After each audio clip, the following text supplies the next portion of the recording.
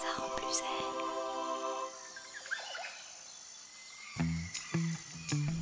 Et clap. Alors par contre je me prends l'anneau dans la tronche. Réflexe. Attrape. Réflexe. Le réflexe de succion qui permet d'attirer du liquide dans la bouche par une forte aspiration. Attrape. Réflexe. Oui, mais le réflexe myotatique cesse. Ok, bon, on parle de bébé depuis tout à l'heure, mais j'en veux pas. Et t'en veux pas. Donc au-delà de pouvoir frimer en société, qu'est-ce que ça m'apporte de savoir tout ça? Mais pourquoi je barrais, moi? C'est ça le réflexe de Lando. Et paf. Ça fait des chocs à pic. Bonjour. On vous prend. Et en bonus, ça mobilise toute la colonne et ça aide à prévenir les problèmes de dos.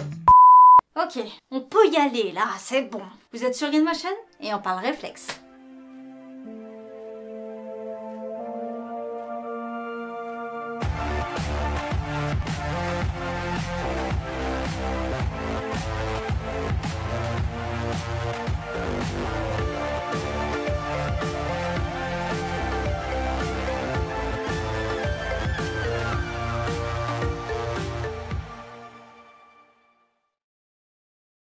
Réflexe. Réflexe.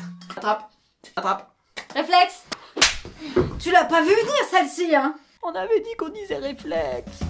Salut les Green Movers. On vous retrouve aujourd'hui pour parler d'un sujet juste fou. Les réflexes. Pensez pas derrière. Mais que savons-nous réellement des réflexes? À quoi ils servent? Est-ce qu'on peut les améliorer tout en sachant qu'ils sont par définition hors de notre volonté? Et surtout, quel est le lien qu'ils ont avec notre instinct animal et le mouvement avec un grand M? Si vous ne connaissez pas le mouvement, allez voir notre vidéo. Bref, ce qu'on a appris nous a littéralement retourné le cerveau, alors accrochez-vous parce que là, on est chaud!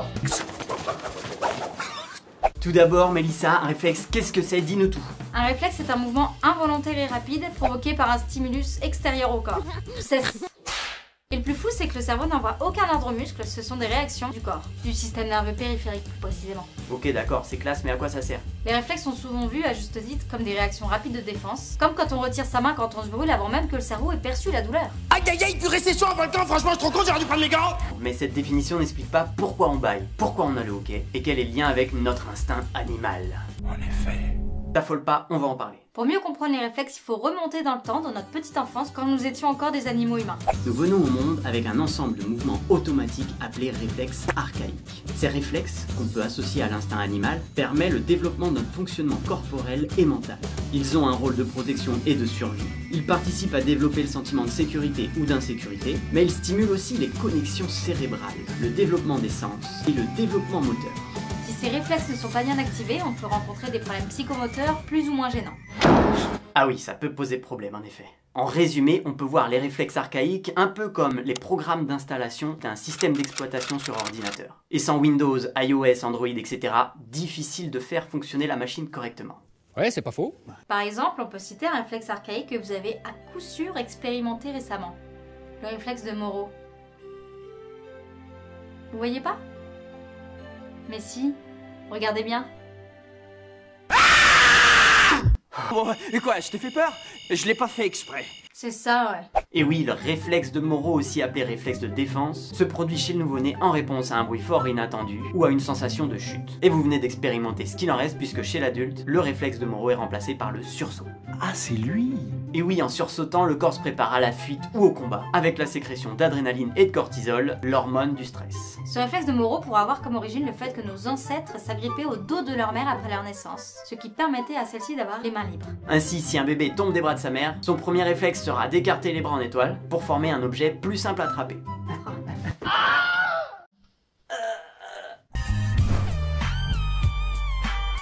La nature est bien faite, y'a pas à dire. Mais pourquoi je barrais moi? Bref, on continue notre tour d'horizon sur les réflexes primitifs, avec cette fois-ci un réflexe qui concerne la majorité d'entre nous, avec nos modes de vie occidentaux très souvent sédentaires, où on a tendance à passer trop de temps assis avec tous les problèmes que ça engendre, maux de dos, etc. Il s'agit là du réflexe de Lando. C'est ce réflexe qui se déclenche lorsque le nourrisson est sur le ventre et que survient un événement émotionnel positif. Le bébé lève alors la tête, arque la colonne en arrière, soulève les pieds et les mains dans cette position de Superman. Mais à quoi peut bien servir ce réflexe selon vous? A. À s'aérer les aisselles. B. À préparer le base jump. C. À se préparer à marcher. Ou D. La réponse D. Malgré le tiraillement, je dirais la réponse C. Se préparer à marcher. Eh bien oui!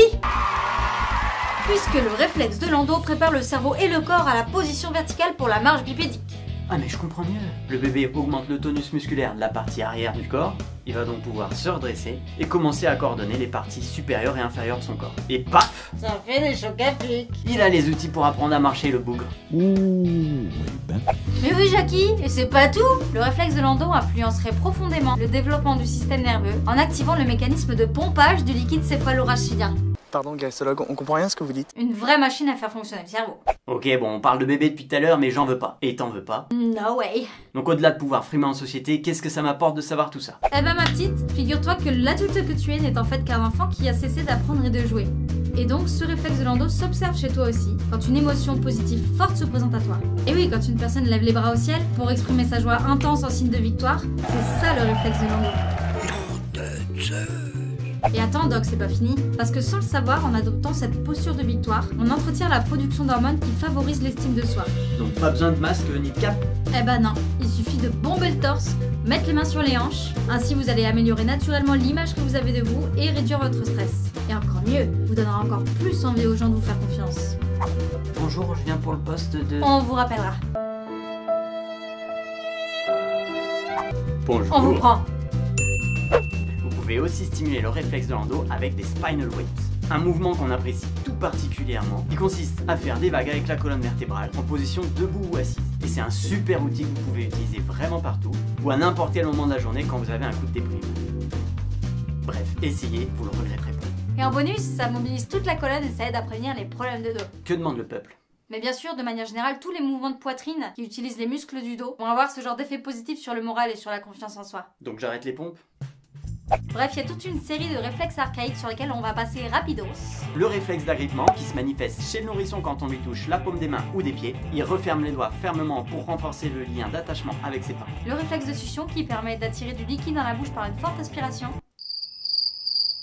Je vous en prie, restez concentrés. Excusez-moi. Le réflexe spinal de Galant qui permet au fœtus de se positionner tête en bas pour la naissance. Il joue un rôle super important pour le développement du système vestibulaire et donc de l'équilibre. Le réflexe de fouissement qui permet au nouveau-né de ramper vers le sein de sa mère immédiatement après l'accouchement. Ah. Bah ça va, je croyais qu'il fallait réveiller l'animal en nous aussi, faut savoir. Là franchement je trouve la scène vulgaire. Hein. Je trouve ça vulgaire. Le côté artistique, c'est moi, donc je te demanderai de ne pas t'en mêler. Ok, bon. Et pour le bâillement, il est ok?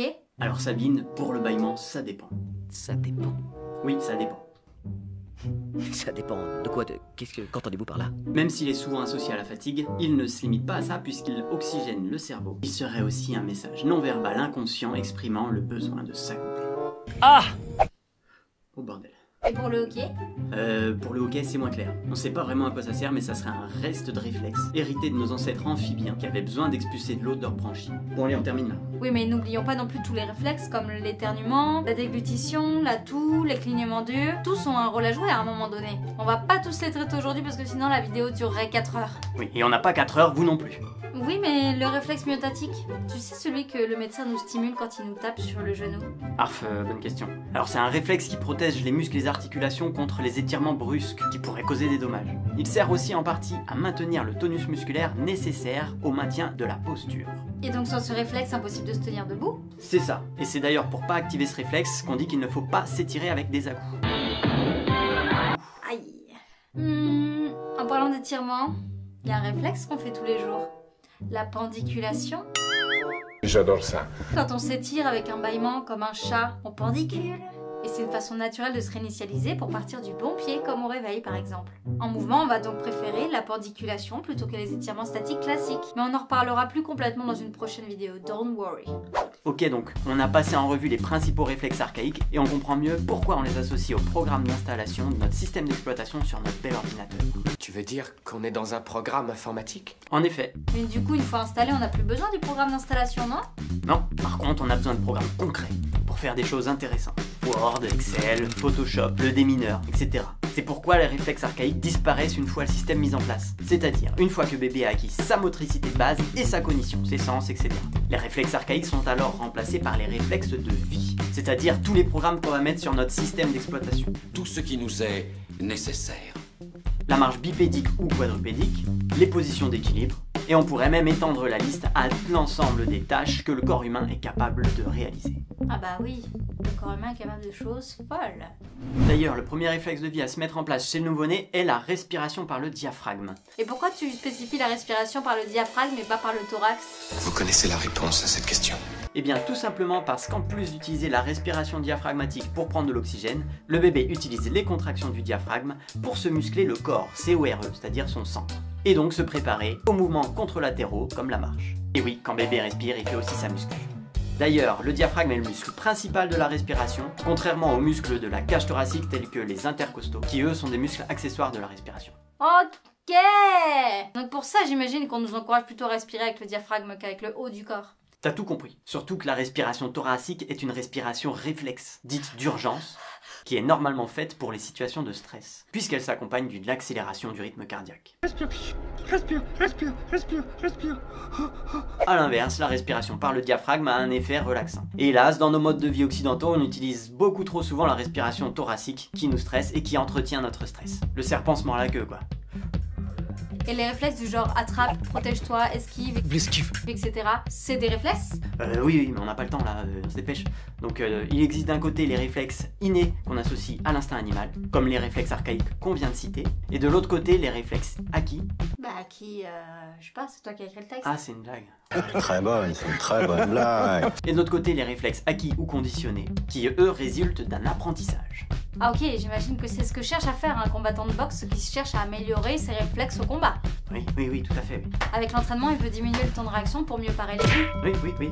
Et ce qui est super intéressant, c'est de constater que grâce à l'entraînement, le mouvement de blocage qui est au départ lent et volontaire devient un mouvement involontaire et donc très rapide après conditionnement. C'est-à-dire que la commande nerveuse qui est à l'origine du mouvement ne vient pas du cerveau mais de l'ensemble du corps. Mais on va pas trop s'enflammer quand même, ça dure qu'un temps. Les réflexes acquis demandent d'être entretenus pour être maintenus sur la durée. Et oui, comme toutes les qualités physiques issues de l'entraînement et de l'adaptation, le cardio, la force, la souplesse, le corps s'en débarrasse si on ne les utilise pas. Et puisque t'en parles dans Green Motion et dans le mouvement en général, on cherche justement à stimuler la plus large palette de réflexes possible, qu'ils soient innés ou acquis. Bah, je sais toujours pas acquis, hein. À travers les marches d'animaux vues comme des reptations qui vont stimuler les réflexes archaïques, tout en développant la force globale. Les jeux, eux, qui vont nous forcer à nous adapter à des stimuli externes. Et toujours avec le sourire, c'est important.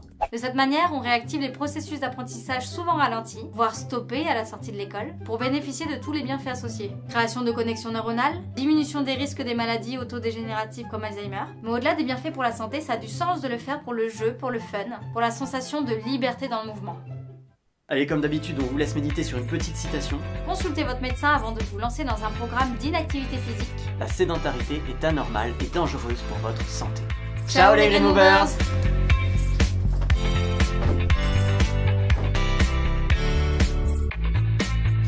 Les réflexes. Ah non, c'était pas maintenant. Attrape.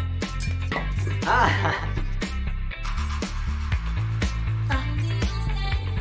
Bah oui, mais il faut ça.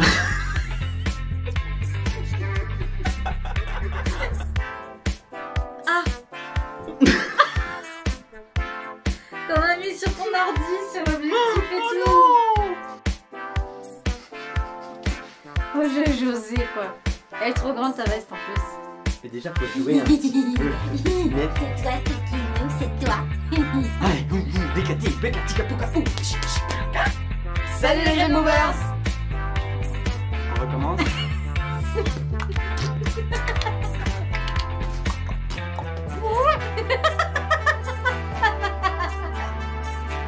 Bref.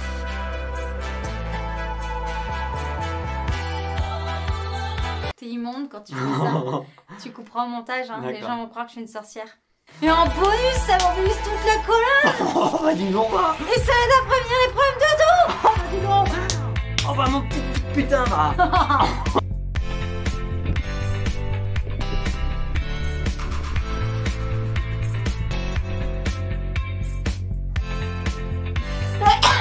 Oh, réflexe. Bah pourquoi t'es en capsule toi? Un travail, on bosse. On bosse. Que on bosse. Alors? Ouais. C'est du mieux. Et il fait froid en ce moment, non?